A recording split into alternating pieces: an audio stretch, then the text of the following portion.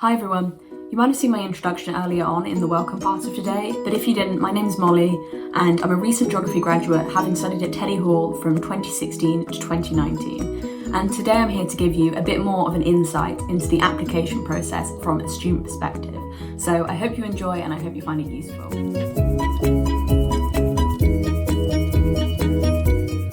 So first up we have personal statements. This isn't necessarily an Oxford specific part of the application process because you have to write a personal statement regardless of which British university you apply to. However, I thought it might be valuable to go through some things that you guys can discuss in your personal statement.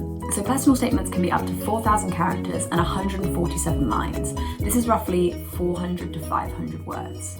In your statement, you basically have to demonstrate to your tutor or to whoever's reading the personal statement that you are determined to pursue geography at university, and you have to actively demonstrate why that is the case. By no means do you have to provide this amazing list of interesting and exciting things you've done that are related to the field of geography. What you should do, however, is use your personal statement as an opportunity to show whoever's reading it that your interest in the subject goes beyond that of the syllabus that you've been taught at school. But importantly, there is absolutely no formula to making a good personal statement.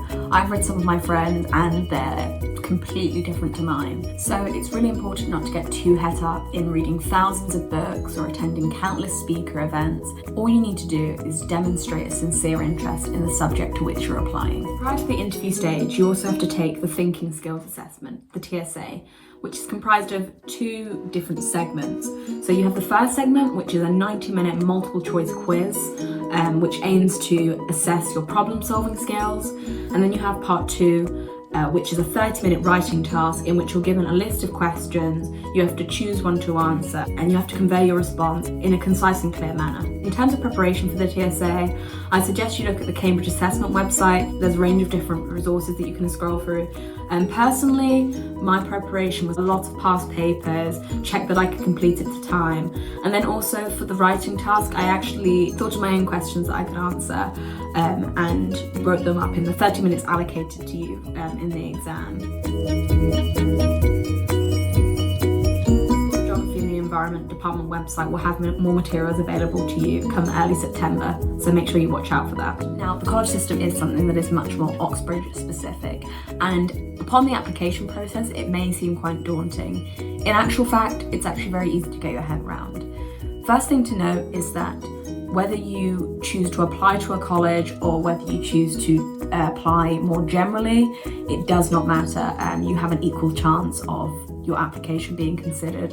A lot of people tend to think that by putting down a college, it shows that you put in some research and therefore might be preferable over someone who puts in an open application. It does not do that.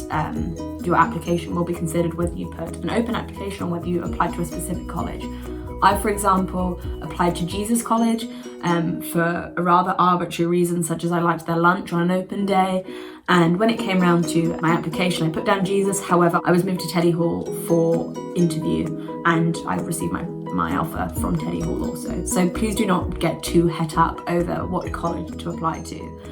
Saying that, I do recommend taking a look at some of the open day resources available for colleges just to get a sense of what colleges do offer geography. The academic experience is identical across colleges. You go to the same lectures, you'll have the same number of tutorials, you'll sit the same exams, you'll go on the same trips. Differences between colleges are things like housing, number of students within the colleges, size of college, etc. So the academic experience is identical. I don't know anyone that didn't love the college that they ended up in. I for one love Teddy Hall, and every college has its own perks. So last but by no means least, we have interviews. These may seem like a really scary prospect going in, however, they're actually really informative and they actually shed light on what the Oxford academic experience is like. Often you'll sit in and they'll either provide a topic to discuss or they'll provide a source, be it a news article, an image, a graph, a diagram, etc. You have to display how your mind is working. Do not go in with any pre-planned answers. Tutors can see right through that. They really want to see you think on your feet. And they just want to have a discussion with you to see if you'll benefit from the tutorial system at Oxford. So the key thing to recognise for an interview is that tutors aren't looking for the perfect candidate who provides the perfect answers. What they're looking for is a student who has a willingness to learn and who has a genuine interest in the subject field.